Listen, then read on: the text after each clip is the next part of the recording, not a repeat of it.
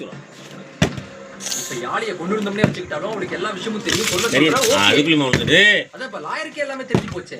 அவன என்ன பண்றது?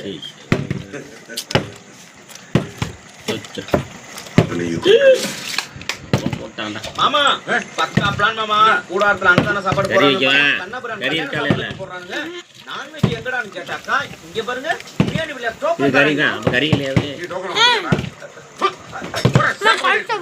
எங்கடா சொல்லுமே ஆமா இந்த கோவத்தை அவளுக்கு வந்து நம்ம ரத்தத்தை ஊத்தி அவளுக்கு சொல்லுங்க மாமா. என்னடா போடாதம்மா போடாத ஜீப்னு குலைக்கிறோம் போது காத்து புடிங்கி விட்டு சோ கட்டி உட்கார வச்சு தள்ளி வலிக்குது மாமா. எனக்கு அப்பவே தெரியும். பெரிய நாட்டுல சவனு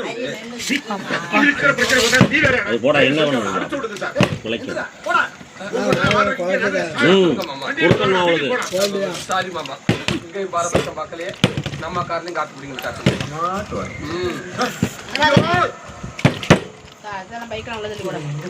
என் பைக்கை போட்டேன். நீங்க எதை பத்தி கவலைப்படாதீங்க.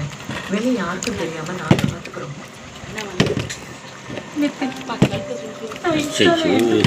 ஏன்டா செகண்ட் போடுங்கடா.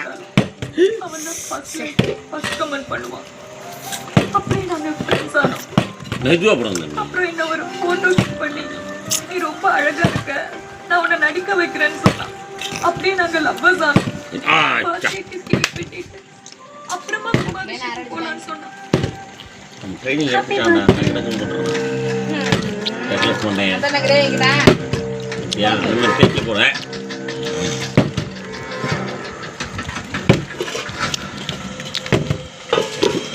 கிடைக்கிறேன் போட்டானா சார்ஜர்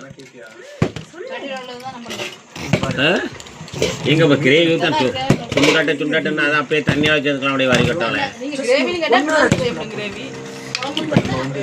லைஃப்ல செட்டில் ஆகணும். கஷ்டப்பட்டு ஒரு 20 இயர்ஸ் ஒரு 30 இயர்ஸ் ஆகுமா? இந்த மாதிரி ஆப்பர்ச்சுனிட்டி எவ்வளோ பேர் லைஃப்ல செட்டில் ஆயிருக்காங்க. நான் பாய் ஃப்ரெண்ட் தானே. நான் சொல்றேன் என்னை நம்பு. அவனோட இன்னொரு முகம் தெரிச்சு. தோசை இருக்கு.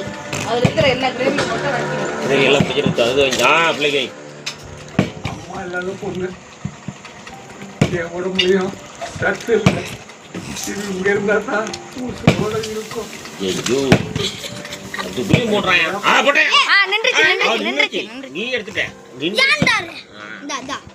அதெல்லாம் நீ சாப்பிட்ற கண்ணு வச்சுட்டு உட்கார்ந்துருக்காண்டா. நான் சொல்றதே கிரேவி இருந்துச்சா ஒரு சட்டியில் வைக்க ஒண்ணுமே இல்லை.